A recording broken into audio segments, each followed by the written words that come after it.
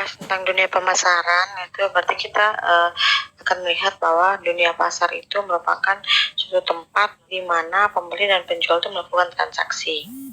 Jadi adanya seller yang menawarkan produknya, terus ada konsumen yang akan membeli barangnya. Nah, kalau andaikan kebutuhan si penjual dan pembeli ini sama atau sesuai dengan keadaan barang yang ada dengan harga yang normal, saat itulah terjadinya keseimbangan pasar. Nah, keseimbangan yang terjadi pada pasar itu sangat penting terjadi guna mendapatkan kurva permintaan penawaran berjalan dengan normal. Jika terjadi keseimbangan, maka kurva yang ada pun tidak seimbang. Jika tidak terjadi keseimbangan, maksudnya maka kurva pun tidak seimbang. Harga dan permintaan pasar bisa menjadi terlalu naik atau bisa juga menjadi menurun drastis. Nah, konsumen dan produsen ini bereaksi terhadap memiliki reaksi yang berbeda terhadap perubahan harga. Jadi harga yang lebih tinggi cenderung mengurangi permintaan sambil mendorong penawaran, dan harga yang lebih rendah meningkatkan permintaan sambil mengecilkan pasokan. Jadi contoh-contoh sederhana saja, kalau kita di pasar misalnya beli kangkung, terus kemudian penjual dengan harga 3 ikat 10.000. Nah, kita akan menawar, bisa nggak kalau 5 ikat 10.000. Nah, itu di situ adanya penawaran atau permintaan. Nah, keseimbangan terjadi itu jika si penjual itu sepakat dengan harga yang ditawarkan atau jumlah yang ditawarkan oleh konsumen.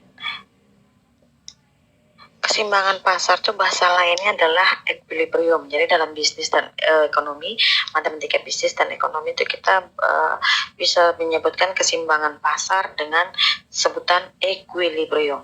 Jadi keseimbangan pasar adalah keadaan yang menunjukkan baik konsumen maupun produsen telah menyetujui harga suatu barang, yaitu harga yang konsumen bersedia membeli untuk sejumlah barang sama dengan harga yang produsen bersedia menjual untuk sejumlah barang tersebut.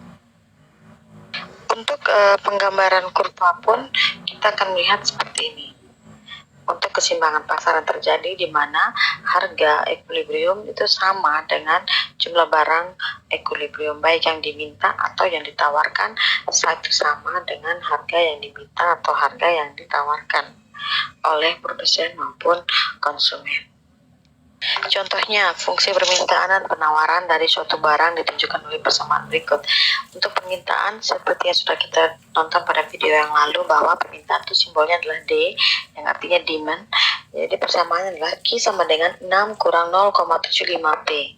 Sedangkan S ini adalah supply atau penawaran dengan dengan persamaan Q sama dengan min 5 tambah 2P. Nah, pertanyaan adalah berapa harga dan jumlah keseimbangan pasar, dan berikutnya tunjukkan secara geometri atau keseimbangan pasar tersebut atau grafik ya, kurvanya. Nah, untuk syarat keseimbangan pasar itu kita sebut dengan persamaan demand itu harus sama dengan supply. Jadi D sama dengan S. Nah, persamaannya itu tadi kan Q sama dengan 6 kurang 0,75P, dan penawarannya adalah min 5 tambah 2P. Sehingga saat QD atau jumlah barang yang ditawarkan dengan jumlah barang yang diminta itu sama, maka persamaannya akan menjadi 6 kurang 0,75P sama dengan min 5 tambah 2P. Ini 0,75P kurang pindah ruas yang persamaan yang parameternya P kita pindahkan ke sisi sebelah kiri biar sama, terus yang konstan kita pindahkan ke sisi sebelah kanan. Jadi yang positifnya 6 menjadi min 6, dan yang positif 2P menjadi min 2P. Kita dapatkan min 2,75P sama dengan min 11. Min 5 kurang 6 berarti min 11. P sama dengan min 11 dibagi min 2,75. Jadi dapatnya adalah 4. Nah, untuk memperoleh nilai Q, maka substitusikan nilai P sama dengan 4 ke dalam salah satu persamaan permintaan permintaan atau penawaran. Sehingga kita akan coba masukkan persamaan permintaan. Jadi Q sama dengan 6 kurang 0,75P. Jika P-nya 4, maka 6 kurang 0,75 kali 4 dapatnya 6 kurang 3, karena 0,75 dikali 4 dapatnya 3. 6 kurang 3 dapatnya 3. Jadi Q-nya adalah 3. Jadi harga dan jumlah kuantitas keseimbangannya adalah 3, kuantitasnya 3 dan harganya 4, atau equilibrium 3,4. 3 dan 4 ya. Jadi koma di sini tulisan ini bukan mengartikan bahwa dia adalah desimal, melainkan 3 ini adalah Q dan 4 ini adalah P. Berarti equilibrium terjadi saat jumlah barang yang diminta maupun ditawarkan sebanyak 3 dengan harga dan yang diminta maupun ditawarkan sebanyak 4. Nah, berikutnya, bagaimana kalau kita mau menunjukkan ke kurvanya? Maka langkah pertama sama seperti video yang lalu, yaitu kita akan mencari untuk persamaan pertama ya, untuk persamaan permintaan. Jika P-nya 0, maka Q-nya adalah 6. Kenapa 6? Karena min 0,75 kali 0 itu hasilnya 0. Jadi 6 kurang 0 berarti 6. Jadi titik potong yang pertama adalah 6,0. Terus jika Q-nya sama dengan 0, maka titik potongnya adalah 0,8. Karena di sini Q-nya 0, berarti 0 sama dengan 6 kurang 0,75P. Nah, ini yang parameternya P pindahkan ke sisi sebelah kiri, jadinya positif, yaitu 0,75P sama dengan 6. P sama dengan 6 bagi 0,75 dapatnya adalah 8. Jadi jika Q-nya 0, maka P-nya 8. Nah, untuk gambar kurva permintaan yaitu ini. Jika Q-nya 0, ini.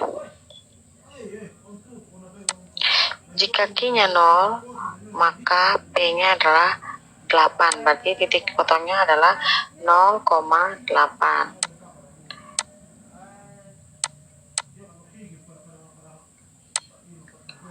Nah, jika P-nya 0, maka Q-nya 6. Berarti Q-nya 6, P-nya 0. Maka ini adalah titik potongnya. Titik potong 6,0. Nah, berikutnya untuk fungsi penawaran. Q sama dengan min 5 tambah 2P. Nah, jika P-nya adalah 0, maka Q-nya adalah min 5. Berarti titik potong pertama yaitu min 5,0. Ya, min 5,0. Nih. Berikutnya, jika Q-nya 0, maka P-nya itu adalah 2,5. Dapat dari 0 sama dengan min 5 tambah 2P. Ini 2P ini dipindahkan ke sisi sebelah kiri, jadinya minus min 2P sama dengan min 5. Maka P sama dengan min 5 bagi min 2 sama dengan 2,5. Berarti titik potong berikutnya adalah 0,2,5. Berarti 0,2,5 di sini ya. Maka ini titik potongnya adalah 0,2,5.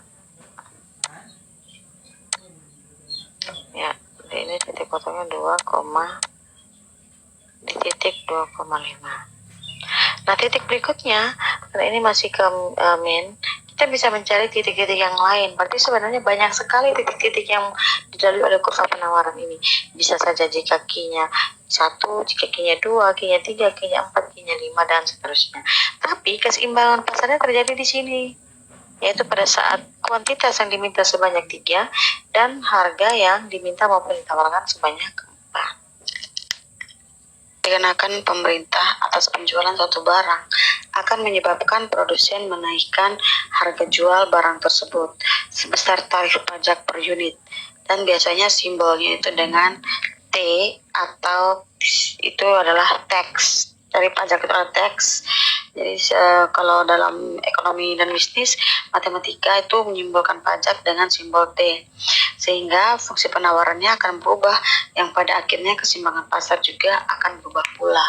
Jadi kalau pemerintah menaikkan pajak itu maka akan mempengaruhi kurva penawaran saja. yaitu di mana kurva penawaran akan bergeser ke atas sebesar T atau sebesar pajak yang diberikan. Jadi secara matematis fungsi penawaran setelah pajak dapat dirumuskan sebagai berikut, yaitu P sama dengan fungsi Q ditambahkan dengan T. Kenapa? Karena biasanya itu akan mempengaruhi harga, sehingga persamaannya menjadi P sama dengan fungsi Q. Jadi kalau andaikan teman-teman menemukan persamaan Q sama dengan fungsi P, maka teman-teman harus merubahnya terdahulu untuk menjadi P fungsi Q. Kita juga bisa menghitung penerimaan pajak total oleh pemerintah. Nah, total penerimaan pajak yang diterima oleh pemerintah itu sebesar T besar sama dengan T kecil dikalikan dengan jumlah pajak yang diberikan dikalikan dengan jumlah kuantitas setelah adanya pajak. Dan untuk besarnya pajak juga kita bisa menghitung besarnya pajak yang ditanggung oleh konsumen, baik itu per unit maupun total pajak yang ditanggung konsumen. Dan kita juga bisa menghitung besarnya pajak yang ditanggung oleh produsen, baik itu secara per unit maupun secara total.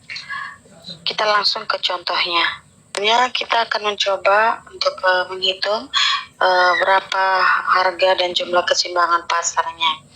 Nah, contohnya untuk fungsi permintaan suatu produk ditunjukkan dengan persamaan P sama dengan 15 kurang Q, dan fungsi penawarannya adalah P sama dengan 0,5 Q tambah 3. Nah, bagaimana kondisinya sebelum dikenakan pajak? Nah, keseimbangan seperti yang sudah ketahui, keseimbangan itu adalah permintaan sama dengan penawaran. Jadi terjadinya keseimbangan pasar saat yang ditawarkan sama dengan yang diminta. Nah, jadi persamaan matematikanya adalah permintaan atau demand sama dengan supply, yaitu 15 kurang Q sama dengan 0,5 Q tambah 3. Pindah ruas 0,5 Q, sisi parameter Q dipindahkan ke sisi sebelah kiri sama dengan konstantanya 3 kurang 15, berarti min Q kurang 0,5 Q dapatnya min 1,5 Q sama dengan 3 kurang 15 dapatnya min 12. Jadi Q yang kita peroleh adalah 8. Kemudian substitusikan ke salah satu persamaan, baik persamaan permintaan maupun persamaan penawaran. Tapi di sini saya mencoba untuk persamaan permintaan. Jadi persamaan permintaan adalah P sama dengan 15 kurang Q, sehingga 15 kurang Q-nya 8, berarti 15 kurang 8 dapatnya 7. Jadi kondisi equilibrium awalnya adalah 8,7, atau pada saat kuantitas yang diminta maupun ditawarkan sama dengan 8, dengan harga yang ditawarkan atau yang diminta sebanyak 7. Berikutnya, beberapa keseimbangan setelah pemerintah mengenakan pajak. Nah, pajak itu sekali lagi akan mempengaruhi penawaran. Nah, oleh karena itu yang berubah pasti adalah kurva penawaran, sehingga persamaan penawaran itu akan berubah menjadi seperti yang berikut ini, yaitu persamaan P fungsi Q ditambahkan dengan total pajak yang dikenakan, sehingga persamaan kita yang awal mula adalah P sama dengan 0,5 Q tambah 3 akan ditambahkan lagi dengan 3, sehingga persamaan setelah pajak, ya penawaran setelah pajak adalah P sama dengan 0,5 Q tambah 6. Berikut akan kita hitung equilibriumnya atau keseimbangan pasarnya, yaitu terjadi saat permintaan sama dengan penawaran. Maka di sini 15 kurang Q sama dengan 0,5 Q tambah dengan 6. 6 ini dapat dari 3 tambah dengan pajak tadi ya 3 ya. Nah, kemudian ini kita pindah ruaskan yang parameternya Q, terus kemudian yang konstantanya kita pindah ruas juga sama, maka kita peroleh min 1,5 Q sama dengan min 9. Min 9 dapat dari 6 kurang 15. Q sama dengan min 9 bagi min 1,5, hasilnya adalah 6. Sekali lagi jangan lupa min bagi min hasilnya adalah positif. Kemudian kita substitusikan hasil nilai Q-nya ke dalam salah satu persamaan. Sekali lagi di sini saya mencoba untuk persamaan permintaan. Maka P sama dengan 15 kurang Q, yaitu 15 kurang 6 dan hasilnya 9. Maka kondisi equilibrium setelah adanya pajak adalah 6,9, atau saat kuantitas yang diminta maupun yang ditawarkan sebanyak 6 dengan harga yang diminta maupun yang ditawarkan sebanyak 9. Kita juga bisa mengetahui seberapa besar pajak yang akan diterima oleh pemerintah baik dari produsen maupun dari konsumen. Nah, untuk besarnya pajak yang diterima pemerintah itu rumusnya adalah berapa besarnya pajak yang diberikan oleh pemerintah dikali dengan total kuantitas dan setelah adanya pajak. Nah, besar pajaknya itu adalah 3 yang diberikan pemerintah, sedangkan besarnya kuantitas setelah adanya pajak adalah 6. Jadi 3 kali 6 dapatnya 18. Nah, bagaimana berapa besar yang dibebankan kepada konsumen dan berapa besar yang dibebankan pada produsen? Untuk mencari tahunya, ini rumusnya. Untuk konsumen itu kita bisa lihat juga pajak per unit dan total keseluruhannya. Untuk pajak per unit sendiri itu dirumuskan dengan berapa besarnya harga setelah pajak dikurangkan dengan harga sebelum adanya pajak. Jadi dapatnya 9 kurang 7. Jadi besarnya pajak yang per unit yang dibebankan pada konsumen adalah sebanyak 2. Sedangkan untuk totalnya dikalikan 2 dikalikan dengan jumlah kuantitas keseluruhan adalah 6, berarti 2 kali 6 jadi 12. Jadi pajak yang dibebankan oleh konsumen per unit sebanyak 2 dengan total kuantitas 6, maka total pajak yang dibebankan pada konsumen adalah 12. Sedangkan untuk produsen, pajak yang dibebankan kepada produsen itu didapatkan dari total pajak yang diberikan kepada pemerintah dikurangkan dengan yang pajak per unit yang diberikan kepada konsumen. Sehingga didapatkan pajak mengenai 3 dikurangkan dengan 2 berarti dapatnya 1. Jadi pajak yang dibebankan kepada produsen itu lebih kecil dibandingkan dengan pajak yang dibebankan pada konsumen. Kemudian total dari pajak yang diterima oleh produsen yaitu pajak produsen per unit dikalikan dengan kuantitas setelah adanya pajak, berarti 1 dikalikan 6 dapat 6. Jadi intinya setelah adanya pajak maka total yang diterima oleh pemerintah ada sebanyak 18 dengan beban yang lebih besar diberikan pada konsumen sebanyak 12 dan produsen sebanyak 6. Bagaimana dengan subsidi? Jika pemerintah memberikan subsidi atas produk tertentu, harga yang dibayar oleh konsumen akan turun, sedangkan jumlah yang diminta akan produk tersebut akan bertambah. Penurunan harga tersebut adalah sebesar subsidi atau yang kita simbolkan dengan S subsidi yang diberikan oleh pemerintah. Secara geometri, penurunan harga ini adalah pergeseran kurva penawaran sejauh S per unit atau subsidi sebesar subsidi yang diberikan. Jadi sekali lagi juga bahwa subsidi ini mempengaruhi kurva penawaran dan juga akan mempengaruhi harga, yaitu penawaran yang setelah diberikan fungsi penawarannya akan menjadi P fungsi Q dikurangkan dengan S atau dikurangkan dengan subsidi. Bagaimana jika persamaan ini yang sudah kita kerjakan tadi setelah adanya pajak itu dikenakan subsidi oleh pemerintah sebanyak 2 rupiah mungkin ya, tapi kita matematikakan saja bahasanya 2. Jika subsidi yang diberikan adalah 2, maka berapa equilibriumnya? Untuk equilibriumnya sekali lagi yang berubah itu adalah kurva penawaran atau subsidi yang diberikan oleh pemerintah itu mempengaruhi harga yang ditawarkan. Oleh karena itu yang berubah itu pasti adalah penawaran. Nah, penawaran ini persamaannya akan menjadi P sama dengan 0,5 Q ditambah 3 dikurang dengan besarnya subsidi.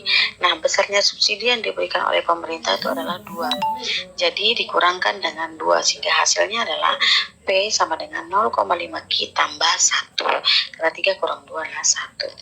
Nah, kondisi equilibrium itu terjadi jika adanya permintaan sama dengan penawaran, sehingga persamaannya menjadi 15 kurang Q sama dengan 0,5 Q tambah 1. Yang parameter Q kita pindahkan sama seperti yang kita lakukan pada equilibrium yang persamaan pajak. Maka di sini juga sama, pindahkan parameternya ke sisi sebelah kiri dan konstanta ke sisi sebelah kanan. Kemudian kita dapatkan Q sama dengan min 14, itu dari 1 kurang 15 dibagi dengan min 1,5, sehingga hasilnya adalah positif 9,3.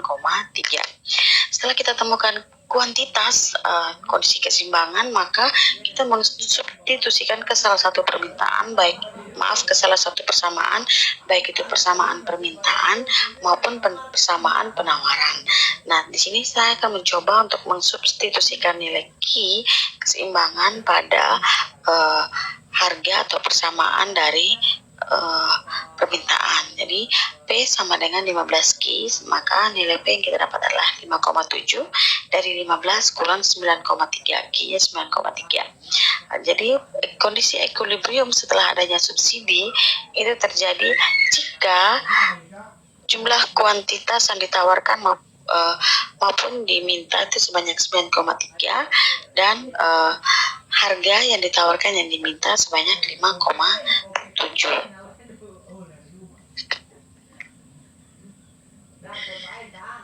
Nah, untuk besarnya subsidi yang diberikan oleh pemerintah itu didapatkan dari besarnya subsidi dikalikan dengan jumlah kuantitas dan jumlah kuantitas yang diminta maupun ditawarkan setelah adanya subsidi. Jadi itu kuantitas keseimbangan. Kita juga bisa mengetahui berapa besar subsidi yang akan dinikmati oleh produsen dan berapa juga yang akan dinikmati oleh konsumen. Besarnya subsidi yang akan diberikan oleh pemerintah itu didapatkan dari besarnya subsidi 2 dikalikan dengan jumlah kuantitas setelah adanya keseimbangan pasar, setelah adanya subsidi itu 9,3, maka total yang akan diberikan oleh pemerintah adalah 18,6. Nah, berapa besar subsidi yang akan dinikmati oleh konsumen dan berapa besarnya subsidi yang akan dinikmati oleh produsen. Untuk konsumen per unitnya itu adalah 1,3 dan untuk produsen per unitnya itu adalah 0,7. Jadi 1,3 itu didapat dari berharga sebelumnya dikurangkan dengan harga setelah adanya subsidi. Jadi dapatnya adalah 7 dikurangkan dengan 5,7 sehingga dapatnya 1,3. Sehingga total yang dinikmati oleh konsumen adalah 12,05. Dapat dari total subsidi yang dinikmati per konsumen per unit dikalikan dengan kuantitas yang diminta maupun ditawarkan. Dapatnya 12,5. Kemudian besarnya yang dinikmati oleh produsen adalah 6,51. Nah, berikutnya bagaimana kita menggambarkan keseimbangan pasar. Nah, kita akan pertama mencoba untuk menggambar keseimbangan pasar sebelum adanya pajak dan subsidi. Nah, langkah yang pertama adalah sama seperti yang kita lakukan yang lalu, yaitu kita mencari titik potongnya. Yang pertama kita akan mencoba untuk kurva permintaan. Permintaan fungsinya adalah persamaan adalah P sama dengan 15 kurang Q. Jika Q-nya 0, maka P-nya 15. Berarti 15 kurang 0 kan 15. Sehingga titik potong pertama adalah 0,15. Nah, jika P-nya 0, maka 0 sama dengan 15 kurang min Q. Parameter Q pindahkan ke sebelah menjadi nilainya menjadi positif. Jadi Q sama dengan 15. Titik potong kedua adalah 15,0. Berikutnya untuk kurva penawaran. Penawaran itu persamaannya P sama dengan 0,5 Q tambah 3. Jika Q-nya 0, maka P-nya pasti 3. Karena kalau 0,5 kali 0 ya hasilnya 0. Tambah 3, 3. Berarti titik potong berikutnya adalah 0,3. Jika P yang sama dengan 0, maka 0 sama dengan 0,5 Q tambah 3. Parameter Q sekali lagi pindahkan ke sebelah kiri, jadinya min 0,3 Q sama dengan, min 0,5 Q sama dengan 3. Sehingga didapatkan Q sama dengan 6. Berarti titik potong berikutnya adalah min 6,0. Min ya, karena 3 positif bagi min hasilnya min. Nah, karena di sini titik potongnya itu minus, maka saya akan mencoba untuk mengasumsikan jika titik potongnya melalui titik-titik lainnya. Saya akan mencoba dengan 10 yang nilainya positif. Sehingga dengan Q 10 maka saya peroleh P-nya adalah 8. Yaitu 0,5 kali 10 dapat 5, ditambahkan 3 sehingga hasilnya adalah 8. Maka titik potong berikutnya adalah 10,8. Jika digambarkan akan menjadi seperti ini. Jadi titik potong pertama 0,15 dan 15,0 ya. Kemudian titik potong berikutnya 0,3 di sini 0,3 dan min 6,0 itu berarti di sini min 6,0 dan berikutnya lagi 10,8 di sini ya. Berarti intinya adalah kurva penawaran maupun kurva permintaan ini dilalui oleh titik-titik tertentu sebanyak apapun gitu ya. Jadi bisa saja saya mencari jika Q-nya sama dengan 5, jika Q sama dengan 2, jika Q sama dengan 3, bisa juga Q sama dengan 20 gitu. Jadi sepanjang garis horizontal maupun garis vertikal. Tapi kita akan mencoba dan menentukan titik-titik tertentu yang bisa kita tarik garis lurusnya sehingga membentuk kurva penawaran. Sehingga ditemukan titik keseimbangan adalah di sini pertemuan antara kurva permintaan dan kurva penawaran, yaitu pada saat Q sama dengan 8 dan P atau harga sama dengan 7. Nah, bagaimana setelah adanya pajak? Nah, sekali lagi, kalau setelah pajak itu mempengaruhi penawaran, tidak mempengaruhi permintaan, sehingga pasti yang berubah adalah kurva penawaran. Oleh karena itu, yang akan kita gambarkan sekarang adalah kurva penawaran. Nah, apa yang terjadi setelah pajak? Maka persamaannya tadi sekali lagi menjadi berubah ya, P sama dengan 0,5 Q tambah 6.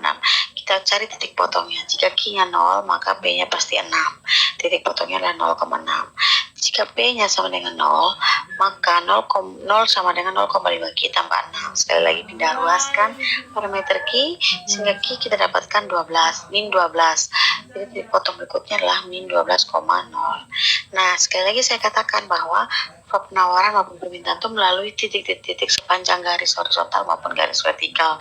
Sehingga saya mengasumsikan, asumsi adalah perumpamaan, dan saya mengasumsikan jika Q itu dilalui pada titik 10, maka berapa P-nya? Sehingga P yang kita peroleh adalah 11. Ini perbedaan. Kalau yang tadi, jika Q-nya 10, P-nya 8. Dan sekarang jika Q-nya 10, maka P-nya adalah 11.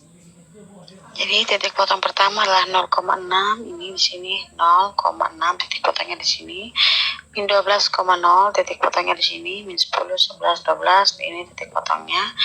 Terus potong berikutnya adalah 10,11, ini 10, 11-nya di sini, berarti titik potongnya di sini. Maka garis lurusnya adalah seperti ini teman-teman. Keseimbangannya berubah, bergeser ke atas. Keseimbangannya bergeser ke atas, yaitu pada saat Q sama dengan 6 dan pada saat P sama dengan 9. Jadi setelah adanya pajak, maka kurvanya akan bergeser ke atas, di mana jumlah barang yang diminta maupun ditawarkan menjadi lebih menurun karena adanya kenaikan tingkat harga. Nah, bagaimana jika subsidi? Nah, sama juga dari titik potongnya, tapi persamaannya sudah menjadi P sama dengan 0,5 Q tambah 1. Nah, jika Q-nya 0, maka P-nya 1. Jika P-nya 0, maka 0 sama dengan 0,5 Q tambah 1. 0,5 Q itu sama dengan 1, sehingga Q sama dengan min 2. 1 bagi 0, min 0,5. Jadi titik potong berikutnya adalah min 2,0 karena nilainya masih minus ya. Jadi saya akan mencoba untuk mencari asumsi jika Q lalu nilai positif. Ya, saya umpamakan lagi 10, yaitu maka nilai P-nya adalah maaf, jika 10 maka nilai P adalah 6 ya. Jadi ini belum digantikan.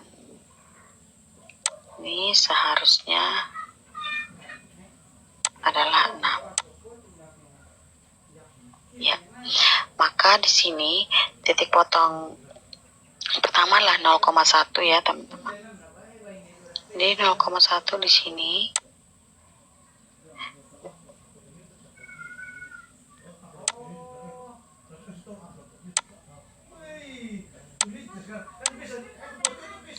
Terus titik potong berikutnya min 2,0 di sini. Titik potong berikutnya 10,6. Ini 10, 6-nya di sini. Jadi ditarik garis lurus, hasilnya akan menjadi seperti ini. Nah, yang terjadi dengan setelah adanya subsidi, maka kurva penawarannya akan bergeser ke bawah atau bergeser ke bawah ya, dari kurva penawarannya sebelum adanya pajak dan subsidi. Yang terjadi adalah dengan adanya subsidi, maka jumlah barang yang diminta maupun ditawarkan akan bertambah. Kenapa? Karena terjadinya penurunan harga. Jadi yang awalnya itu 7 menjadi 5,7, dan yang awalnya itu 8, kuantitasnya 8 ya, akan berubah meningkat menjadi 9,3. Jadi dengan adanya subsidi akan menaikkan harga, akan menurunkan harga dan menaikkan jumlah barang yang diminta maupun ditawarkan. Dengan adanya pajak, maka akan menaikkan harga dan akan menurunkan jumlah barang yang ditawarkan maupun yang diminta. Sekian penjelasan tentang keseimbangan pasar dan pengaruhnya setelah adanya pajak dan subsidi. Semoga penjelasan ini bisa membuat teman-teman mengerti dan bisa membuat teman-teman mampu menjawab soal-soal latihan. Oke, semangat belajar dan terima kasih.